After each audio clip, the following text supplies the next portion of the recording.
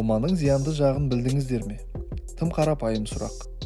Сіздердің бір ауыздан алманың пайдалы екендігін айтатындықтарыңызға сенімдіміз.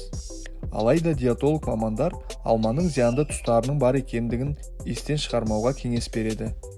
Алманың құрамында С, В1, В2, Е дәрумендері мен марганец, калий, кальций, фосфор, натрий, молибден, мырыш, барий микроэлементтері бар.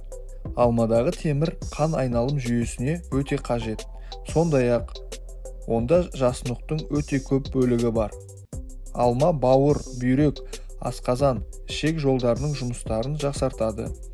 Бет терісінің түсін жақсартып, жас әрі күтімді етіп көрсетеді. Холестерин мөлшерін азайтып, іш қатудың алдын алады. Диареяны емдеп, иммундық жүйені нығайтады.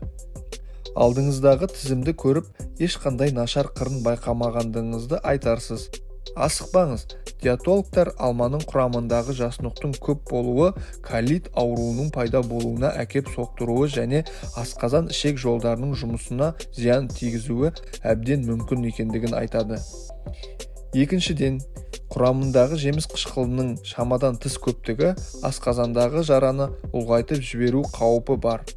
Үшіншіден, алманың қышқылы тістің эмалына қатты әсер етеді. Яғни, оны жұқартып, тісті сезімтал етіп шығартады.